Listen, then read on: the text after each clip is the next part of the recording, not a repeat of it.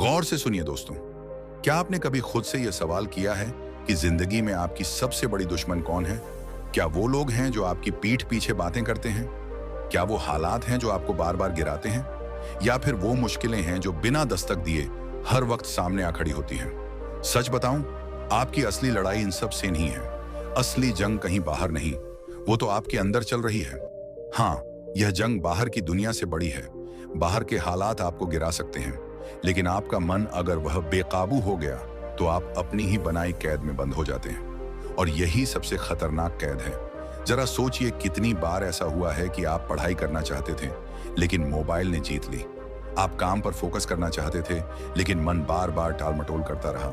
आप किसी रिश्ते को बचाना चाहते थे लेकिन गुस्से ने आपका सब बिगाड़ दिया। ये सब क्यों होता है? क्योंकि हम अपने मन को कंट्रोल नहीं कर पाते। लोग कहते हैं कि सबसे बड़ी ताकत पैसा है, पावर है, रुतबा है, लेकिन असली ताकत इनमें से कोई नहीं है। सबसे बड़ी ताकत है मन को जीतने की ताकत। क्योंकि जिसने अपने मन को जीत लिया उसने जिंदगी की आधी जंग पहले ही जीत ली। आप देखिए, बाहर की लड़ाइयां तो हर कोई लड़ लेता है। डिग्री लेनी है, नौकरी चाहिए, बिजनेस बढ़ाना है, लोग मेहनत करते हैं। लेकिन जब बात आती है भीतर की लड़ाई की, यानी अपने ही विचारों, अपनी ही आदतों, अपनी ही इच्छाओं से जूझने की, तो वहीं लोग हार मान जाते हैं। क्योंकि यह लड़ाई आसान नहीं है। यह मन आपको हमेशा दो रास्तों पर खड़ा कर देता है। एक वह रास्ता जो आसान है, जो तुरंत सुकून देता है, लेकिन आगे जाकर आपको तोड़ देता है। और दूसरा रास्ता जो मुश्किल है, जिसमें धैर्य चाहिए, मेहनत चाहिए, लेकिन वह आपको मजबूत इंसान बना देता है। सवाल यह है, आप किस रास्ते पर चलते हैं? यही कारण है कि कहां गया है। अगर मन को जीता तो जिंदगी को जीता, और अगर मन हार गया तो फिर चाहे बाहर कितनी भी जीतें क्यों ना हो, अंदर से आप हमेशा हारते रहेंगे। कभी गौर किया है, जब आपका मन अशांत होता है तो सारी दुनिया भी उलझी हुई लगती है, और जब मन शांत होता है तो तूफान के बीच भी सुकून मिल जाता है। इसका मतलब साफ है, असली शांति बाहर खोजने से नहीं मिलेगी। असली शांति तो आपको अपने भीतर तलाशनी होगी। ये मन बहुत चालाक है। यह आपको वही दिखाता है जो आप देखना चाहते हैं। यह आपको वही करवाता है जो आप करने के आदी हो चुके हैं। कभी यह आपको बहकाता है, कभी यह आपको डराता है, और कभी आपको इतना कमजोर बना देता है कि आप सोचते हैं, बस अब मैं और नहीं कर सकता। लेकिन सच्चाई यह है कि यह सब खेल आपका अपना ही है। मन वही कर रहा है जो आपने उसे सिखाया है।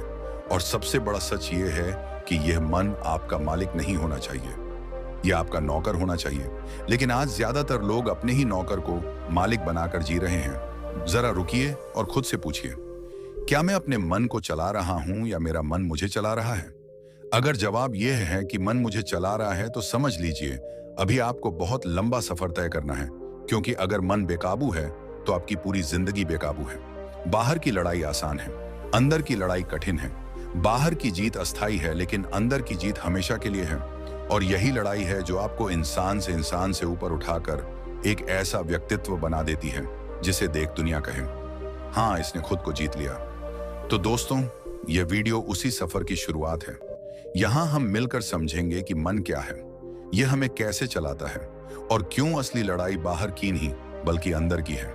और सबसे अहम, अगर आप इस मन को जीतना सीख गए तो कोई ताकत आपको गिरा नहीं सकती। अब वक्त आ गया है कि हम उस सच को जानें जिससे हम हमेशा भागते आए हैं। वक्त आ गया है कि हम अपने मन की गहराइयों में उतरें, क्योंकि असली जीत बाहर नहीं, भीतर छिपी है। कभी आप अकेले बैठे हो और अचानक आपके मन में ढेरों ख्याल दौड़ने लगे। बीती बातें, आने वाले कल की चिंताएं, और वो चीजें जिन्हें आप करना चाहते हैं लेकिन कर नहीं पा रहे। क्या आपने महसूस किया है कि उस पल में आप अपने ही अंदर फंस जाते हैं? बाहर सब कुछ ठीक ठाक चलता रहता है, मगर अंदर का शोर इतना तेज होता है कि आपको चैन ही नहीं लेने देता। यहीं से असली कहानी शुरू होती है। हमारी जिंदगी की सबसे बड़ी जंग बाहर के हालात से नहीं बल्कि अपने ही मन से है। कोई हमें रोक नहीं रहा, कोई हमें गिरा नहीं रहा, फिर भी हम ठहर जाते हैं। वजह सिर्फ एक है, मन का बेकाबू होना। यह मन हमारी सबसे बड़ी ताकत भी है और सबसे बड़ी कमजोरी भी। यह हमें ऊंचाइयों तक पहुंचा सकता है और यही हमें गहराइयों में धकेल भी सकता है। फर्क सिर्फ इतना है कि हम इसे कितना संभाल पाते हैं। अगर मन को वश में कर लिया तो जिंदगी की हर जंग जीत ली, लेकिन अगर मन ने हमें वश में कर लिया तो चाहे बाहर कितनी भी जीतें क्यों ना मिले, अंदर से हम हमेशा हारते रहेंगे। आप गौर कीजिए, जब मन शांत होता है तो जिंदगी कितनी सरल लगती है। छोटी छोटी खुशियां भी बड़ी हो जाती हैं। लेकिन जैसे ही मन भटकने लगता है, हम सबसे ज्यादा खो जाते हैं। कभी पढ़ाई करते वक्त दिमाग बार बार भटक जाता है, कभी काम करते करते अचानक मोबाइल की तरफ हाथ चला जाता है, और कभी किसी रिश्ते में हम अपनी ही आदतों के कारण सब बिगाड़ लेते हैं। सवाल यह है कि आखिर मन इतना बेकाबू क्यों है? इसका जवाब है हमारी इच्छाएं और आदतें। इच्छाएं वह हैं जो हमें खींचती रहती हैं। हमें हमेशा कुछ नया चाहिए, कुछ अलग चाहिए, कुछ ऐसा चाहिए जो हमें तुरंत सुकून दे। यही वजह है कि हम लगातार बाहर भागते रहते हैं। कभी सोशल मीडिया, कभी गेम्स, कभी खाने पीने, तो कभी शॉपिंग। मन हमेशा कहता है ये कर लो, वो कर लो, फिर तुम खुश हो जाओगे। लेकिन जैसे ही एक इच्छा पूरी होती है, दूसरी सामने आ खड़ी होती है, और इस चक्र में हम कभी संतुष्ट हो ही नहीं पाते। अब बात करें आदतों की। इंसान अपनी आदतों का गुलाम है। हमने जो चीजें रोजमर्रा की जिंदगी में बार बार दोहराई, मन ने उन्हें स्थायी पैटर्न बना दिया। जैसे टाल मटोल करना, छोटी बात पर गुस्सा करना, बार बार फोन चेक करना। ये सब आदतें हमारे मन को धीरे धीरे बेकाबू बनाती हैं, क्योंकि हर बार जब हम इन आदतों को दोहराते हैं, मन और मजबूत होता जाता है। मन का स्वभाव ही है इधर उधर भटकना। यह कभी अतीत में भागता है, कभी भविष्य में। अतीत की गलतियों का बोझ हमें दबाता है, और भविष्य की अनिश्चितता हमें डराती है।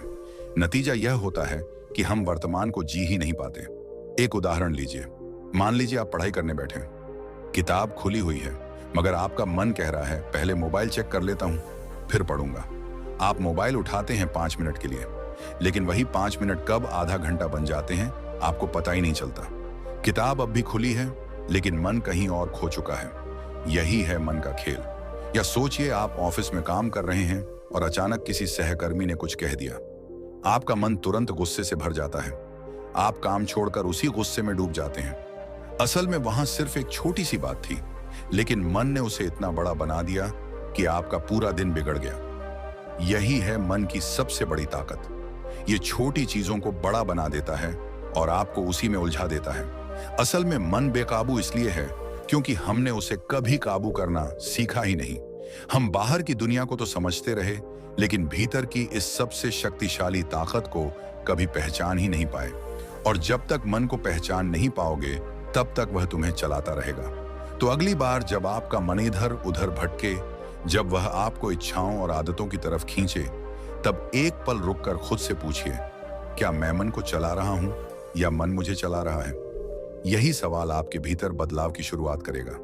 हमने अभी तक यह समझा कि मन क्यों बेकाबू हो जाता है, कैसे इच्छाएं और आदतें हमें अपने ही जाल में उलझा देती हैं। लेकिन अब एक और गहरी बात समझनी जरूरी है, वह है मन और दिमाग का फर्क। अक्सर लोग इन दोनों को एक ही समझ लेते हैं, जबकि असलियत यह है कि दोनों बिल्कुल अलग हैं। और जब तक यह फर्क साफ नहीं होगा, तब तक हम अपने भीतर की ताकत को पहचान ही नहीं पाएंगे। दिमाग को आप एक मशीन समझिए। यह हमारे शरीर का हार्डवेयर है। जैसे किसी कंप्यूटर में चिप्स, तार और प्रोसेसर होते हैं, वैसे ही हमारे दिमाग में न्यूरॉन्स, नर्वस सिस्टम और केमिकल्स होते हैं। ये दिमाग हमारी हर शारीरिक क्रिया को नियंत्रित करता है। सांस लेना, दिल धड़कना, हाथ पांव चलना, चीजें याद रखना, ये सब दिमाग के काम हैं। लेकिन सवाल ये है कि इस मशीन को चलाता कौन है? यहां आता है मन। मन को आप सॉफ्टवेयर की तरह समझिए। हार्डवेयर बिना सॉफ्टवेयर के अधूरा है। दिमाग तो सिर्फ एक उपकरण है, लेकिन मन उस उपकरण को चलाने वाला प्रोग्राम है। दिमाग वही करता है जो मन उसे आदेश देता है। अगर मन कहे कि अभी गुस्सा करना है, तो दिमाग तुरंत हार्मोन रिलीज कर देगा और आपका चेहरा लाल हो जाएगा। अगर मन कहे कि डरना है, तो दिमाग शरीर को कांपने लगेगा। अगर मन कहे कि खुश होना है, तो दिमाग मुस्कान ले आएगा। यानी असली ड्राइवर मन है। दिमाग तो बस गाड़ी है, लेकिन दिक्कत तब होती है जब इस ड्राइवर पर हमारा कोई नियंत्रण नहीं होता। मन जहां चाहे ले जाए और हम बस पीछे बैठे रहते हैं। यही वजह है कि हमें लगता है कि मन हम पर हावी है। जरा सोचिए, जब आप पढ़ाई करने बैठते हैं तो दिमाग तो पूरी तरह सक्षम है, आंखें खुली हैं, याददाश्त काम कर रही है, लेकिन मन कहता है चलो जरा मोबाइल चेक कर लेते हैं, और उसी पल दिमाग भी उसी दिशा में काम करने लगता है। असल में समस्या दिमाग में नहीं है, समस्या मन में है। अब सवाल यह है कि क्या हम हमेशा मन के गुलाम बने रहेंगे? क्या हम हमेशा उसकी इच्छाओं और आदतों के पीछे भागते रहेंगे, या फिर हम सच में अपने जीवन के मालिक बन सकते हैं? यही आता है असली फर्क, मन का मालिक बनना या उसका गुलाम बनना। जब हम हर वक्त मन की सुनते हैं, हम उसकी गुलामी करते हैं। मन कहता है आज टाल दो काम, कल कर लेना, हम मान जाते हैं। मन कहता है थोड़ा गुस्सा निकाल लो, सामने वाला झेल लेगा, हम फिर भी मान जाते हैं। मन कहता है चलिए इस वक्त मजा ले लो, कल देखा जाएगा, और हम मान जाते हैं। यही गुलामी है। लेकिन असली आजादी तब आती है जब हम कहते हैं नहीं, अब मैं मन की नहीं सुनूंगा, अब मन मेरी सुनेगा। आपको एक छोटी कहानी सुनाता हूं। एक आदमी था जिसे मिठाइयों का बहुत शौक था। उसका मन हर रोज उसे मीठा खाने पर मजबूर करता था। धीरे धीरे उसका स्वास्थ्य बिगड़ने लगा, बीमारियां बढ़ गईं। डॉक्टर ने कहा अगर अब भी मीठा नहीं छोड़ा तो जिंदगी मुश्किल हो जाएगी। उस दिन उसने ठान लिया अब मैं अपने मन को नहीं मानूंगा। शुरू के कुछ दिन कठिन थे। मन हर वक्त पुकारता जरा सा खा लो, लेकिन उसने हर बार खुद से कहा मैं मालिक हूं, तू नहीं। धीरे धीरे उसका मन शांत होने लगा और कुछ महीनों बाद वही आदमी अपनी जिंदगी पहले से बेहतर जीने लगा। ये छोटी सी कहानी हमें बताती है कि मन को हराना संभव है, बस चाहिए दृढ़ निश्चय और जागरूकता। गुलामी और मालिक बनने का फर्क यही है, गुलामी में मन आपको चलाता है, मालिक बनने में आप मन को चलाते हैं। अब यहाँ पर गौतम बुद्ध का दृष्टिकोण बहुत गहरा है। बुद्ध कहते थे कि मन एक चंचल बंदर की तरह है। वह कभी एक डाल से दूसरी डाल पर कूदता है, कभी यहाँ बैठता है, कभी वहां। वह स्थिर नहीं रह सकता। अगर आप इस बंदर को रस्सी से बांध दो तो वह और उछल कूद मचाएगा, लेकिन अगर आप धीरे धीरे उसे शांत करना सिखाओ, ध्यान की राह दिखाओ, तो वही बंदर स्थिर हो जाएगा। बुद्ध का कहना था कि जब तक मन को साधा नहीं जाता, इंसान अपने दुखों का गुलाम बना रहता है, लेकिन जैसे ही मन पर नियंत्रण आता है, इंसान सच्चे अर्थों में मुक्त हो जाता है। असली स्वतंत्रता बाहर नहीं अंदर है। बाहर की जंजीरें तोड़ना आसान है, लेकिन अंदर की जंजीरें जो मन ने खुद बनाई हैं, उन्हें तोड़ना सबसे मुश्किल है। और यही सबसे बड़ी साधना है मन का मालिक बनना। लालच, गुस्सा और टालमटोल, ये तीन बड़े उदाहरण हैं जहां हम मन की गुलामी करते हैं। लालच कहता है बस थोड़ा और चाहिए, और हम मान जाते हैं। गुस्सा कहता है अभी चिल्लाओ, अभी जवाब दो, और हम तुरंत रिएक्ट कर देते हैं। टाल मटोल कहता है कल करेंगे, और हम कल का इंतजार करते करते जिंदगी गुजार देते हैं। लेकिन अगर हम इन तीनों जगह खुद को रोक लें, अगर हम कहें नहीं अब मैं ही तय करूंगा कि क्या करना है, तो समझिए हमने मन पर पहली जीत हासिल कर ली। याद रखिए, मन को हराना मतलब उसे मारना नहीं है, मन को हराना मतलब उसे काबू करना है। जैसे घोड़ा अगर बेकाबू हो तो सवार गिर जाएगा, लेकिन अगर वही सवार लगाम पकड़ ले तो वही घोड़ा उसे मंजिल तक पहुंचा देगा। मन भी ऐसा ही है। अगर लगाम आपके हाथ में है तो मन आपका सबसे बड़ा साथी है, लेकिन अगर लगाम मन के हाथ में है तो आप उसकी सवारी करते करते थक जाओगे और कहीं नहीं पहुंच पाओगे। तो दोस्तों, अब वक्त आ गया है कि हम तय करें, हम मन के गुलाम बनकर जीना चाहते हैं या उसके मालिक बनकर, क्योंकि यही तय करेगा कि हमारी जिंदगी हमें कहां ले जाएगी। जब हम यह समझ चुके कि मन की असली गुलामी क्या होती है और मन पर मालिकाना हक कैसे पाया जा सकता है, तो अब सबसे बड़ा सवाल यह उठता है कि आखिर मन इतना शक्तिशाली क्यों है? क्यों यह बार बार हमें वहीं धकेल देता है जहां से हम भागना चाहते हैं? जवाब सीधा है, मन की आदतें। देखिए, हमारी हर एक सोच, हर एक ख्याल, हर एक प्रतिक्रिया, यह सब सिर्फ एक बार का खेल नहीं होता। अगर हम बार बार किसी बात को सोचते हैं, किसी भावना को जीते हैं या किसी काम को दोहराते हैं, तो धीरे धीरे वह पैटर्न बन जाता है, और यह पैटर्न ही हमारे जीवन की दिशा तय करता है। यही वजह है कि किसी ने बहुत गहराई से कहा है, तुम वही हो जो तुम रोज सोचते और करते हो। अगर कोई इंसान हर सुबह उठकर यही सोचता है कि उसका दिन बेकार जाएगा, तो धीरे धीरे उसका दिमाग इस नकारात्मक पैटर्न को सच्चाई मान लेता है। चाहे दिन में कितने भी अच्छे मौके क्यों ना आए, वह उन्हें पहचान ही नहीं पाता, क्योंकि उसका मन पहले से प्रोग्राम हो चुका होता है। ठीक वैसे ही अगर कोई इंसान हर स्थिति में सकारात्मक सोचने की आदत बना ले, तो उसका दिमाग और उसका जीवन उसी पैटर्न को फॉलो करने लगता है। मन का सबसे बड़ा धोखा यही है कि यह हमें लगता है जैसे यह हमारी मर्जी से सोच रहा है, पर सच ये है कि यह तो बस हमारी पुरानी आदतों का गुलाम है। गुस्सा करने वाला इंसान सोचता है कि गुस्सा उसके हाथ में है, लेकिन गुस्सा तो उसकी रोजमर्रा की प्रतिक्रियाओं का पैटर्न है। लालच करने वाला व्यक्ति सोचता है कि लालच उसकी चाह है, लेकिन वह चाह दरअसल उसकी बनी बनाई आदत है। गौतम बुद्ध ने इसी बात पर एक बहुत गहरी शिक्षा दी थी। उन्होंने कहा था, मन सब कुछ है, तुम वही बनते हो जो तुम सोचते हो। अब सोचिए, अगर हमारे विचार ही हमें गढ़ रहे हैं तो हमारी आदतें कितनी निर्णायक होंगी। यही कारण है कि बुद्ध ने ध्यान मेडिटेशन को सिर्फ कोई धार्मिक अभ्यास नहीं माना, बल्कि उन्होंने इसे मन की आदतों को बदलने की कला बताया। क्योंकि जब तक तुम मन के पैटर्न को नहीं पहचानते, तब तक तुम उसी के गुलाम बने रहते हो। लेकिन जैसे ही तुम ध्यान और अवेयरनेस के जरिए अपनी सोच को देखना शुरू करते हो, तुम उस पैटर्न से बाहर निकलने लगते हो। अब यहाँ पर एक छोटा सा लेकिन बेहद शक्तिशाली सच छिपा है। मन तब तक हावी रहता है जब तक हम उसे बिना देखे चलने देते हैं। जिस पल हमने रुककर उसे देखना शुरू कर दिया, उसी पल से उसकी ताकत कम होने लगती है। आपने गौर किया होगा, जब आप किसी कमरे में अकेले होते हैं तो आपके मन में अचानक हजारों बातें आने लगती हैं। कभी पुरानी यादें, कभी भविष्य की फिक्र, कभी बिना वजह की घबराहट। ये सब कुछ बस यूं ही नहीं आ रहा होता।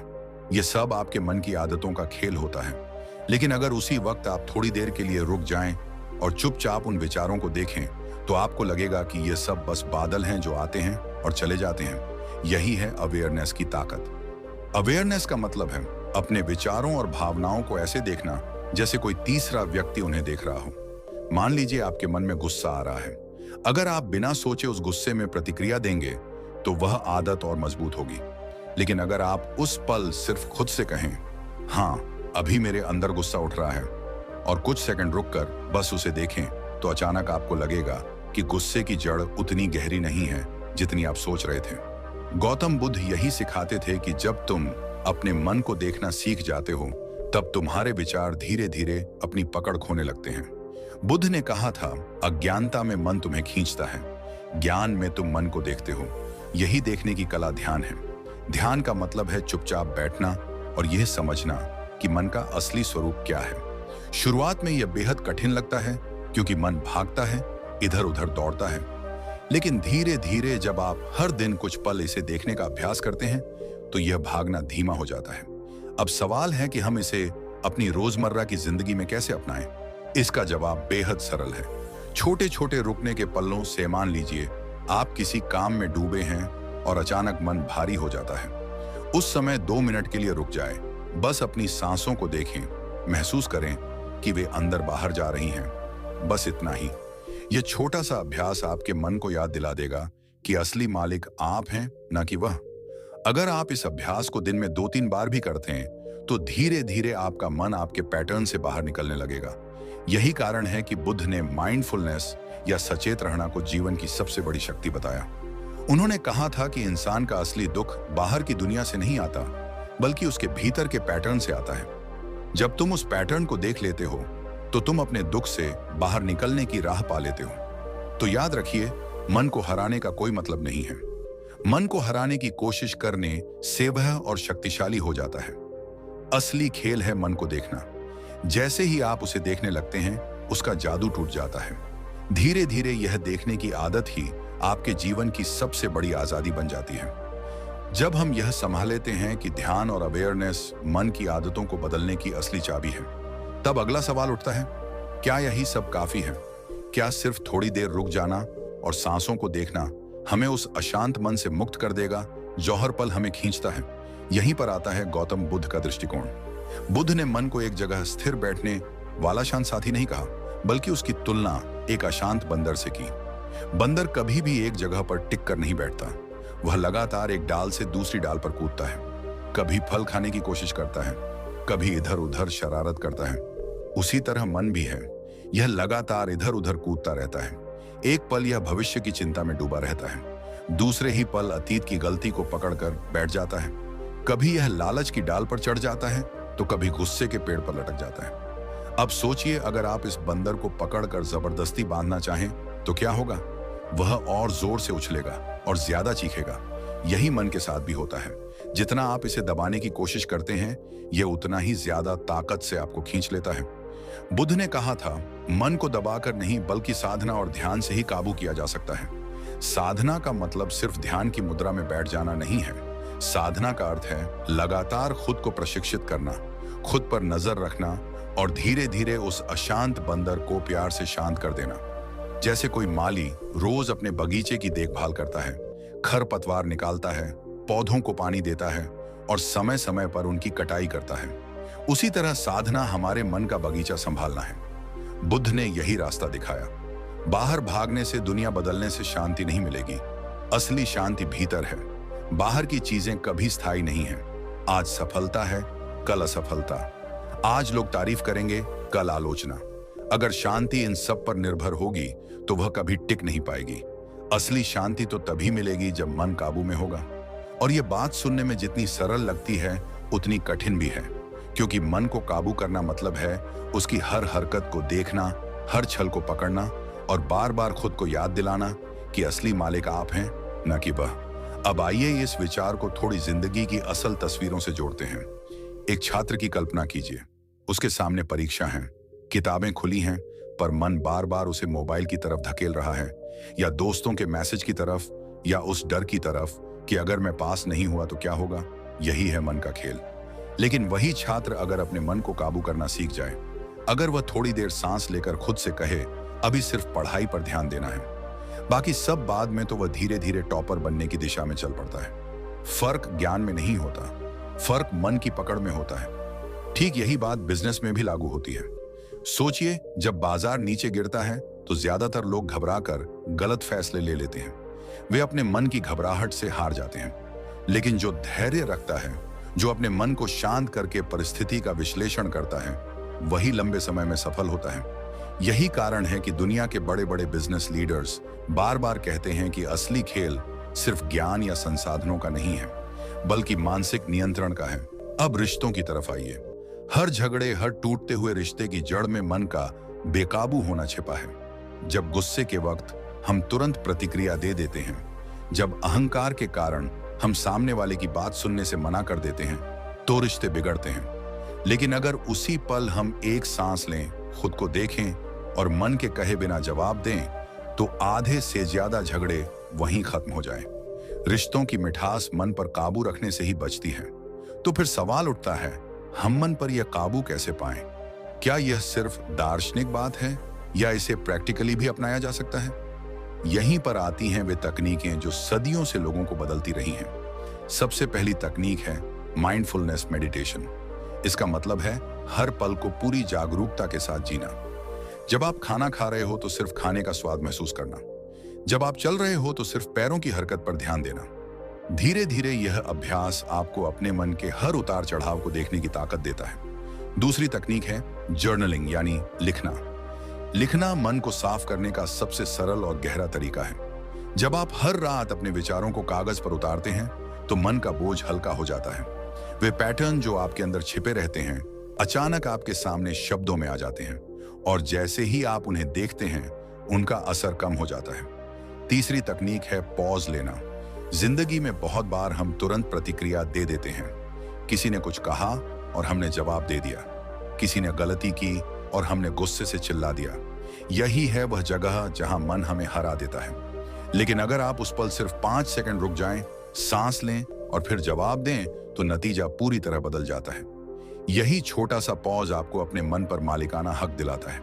और चौथी तकनीक है छोटे छोटे लक्ष्य बनाना। जब हम बड़े सपनों की तरफ भागते हैं तो मन अक्सर हमें डराता है। लेकिन अगर हम छोटे कदम उठाते हैं, जैसे रोज सिर्फ 10 मिनट ध्यान करना, रोज सिर्फ एक छोटा पैराग्राफ लिखना, या रोज सिर्फ एक आदत सुधारना, तो मन धीरे धीरे हमारे साथ चलने लगता है।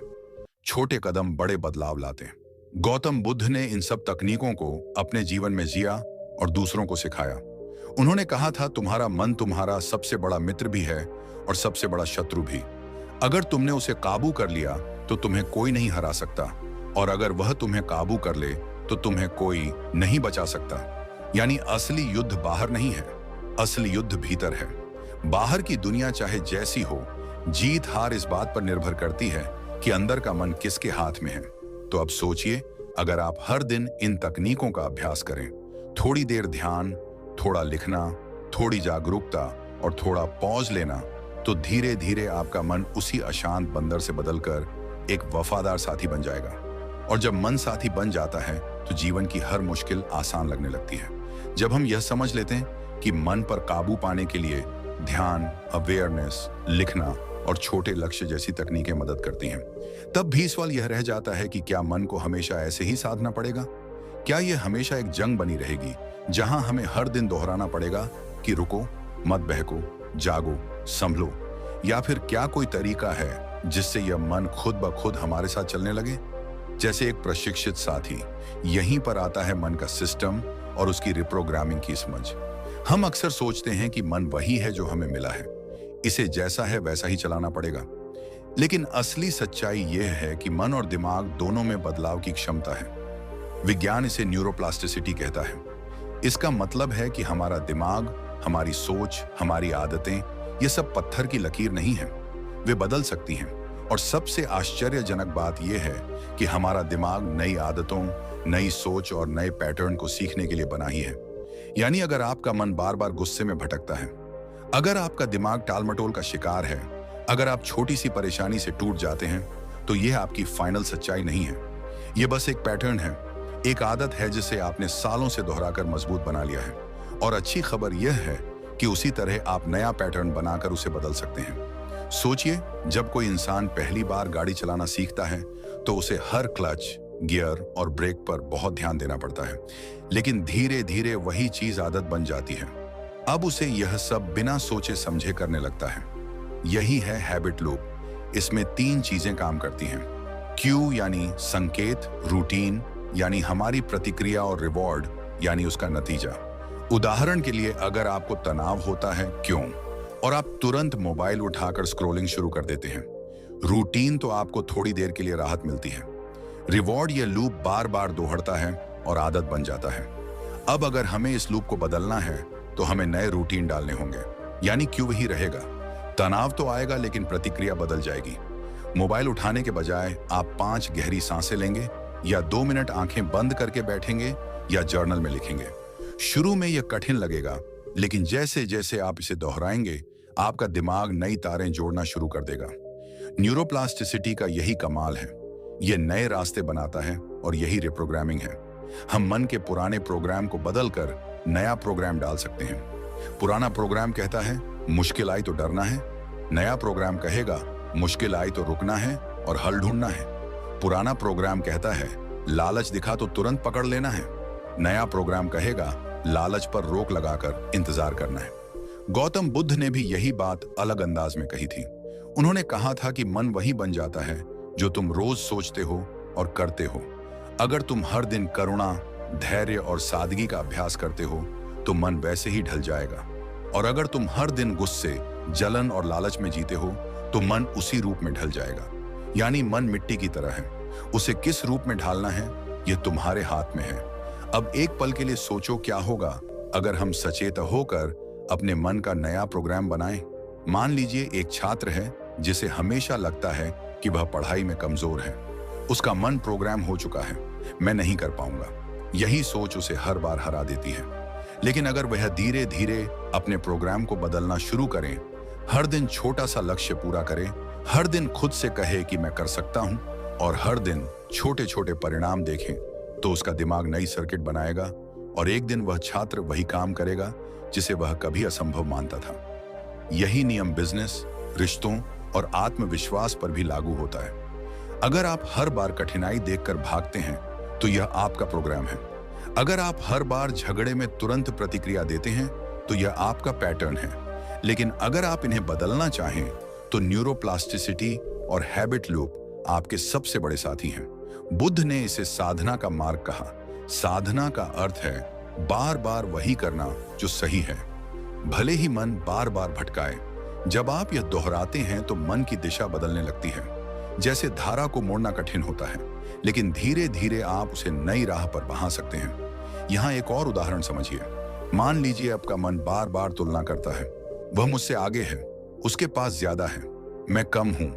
यह तुलना आपका पुराना प्रोग्राम है। अब इसे बदलने का तरीका यह है कि जब भी तुलना का विचार आए तो आप जानबूझकर कृतज्ञता का अभ्यास करें। आप लिखें या सोएं कि आपके पास क्या क्या है। शुरुआत में यह कृत्रिम लगेगा, लेकिन धीरे धीरे यह आपका नया पैटर्न बन जाएगा। और एक दिन आप पाएंगे कि आपका मन अब तुलना के बजाय सहज रूप से आभार की ओर जाता है। यही रिप्रोग्रामिंग है। असल में हर इंसान का मन एक कंप्यूटर की तरह है। दिमाग उसका हार्डवेयर है और आदतें उसका सॉफ्टवेयर। अगर सॉफ्टवेयर में वायरस घुस गया है, जैसे गुस्सा, लालच, आलस, तो सिस्टम बार बार हैंग होगा। लेकिन अगर आप नया सॉफ्टवेयर डालते हैं, जैसे धैर्य, अनुशासन, जागरूकता, तो सिस्टम स्मूथ चलने लगेगा।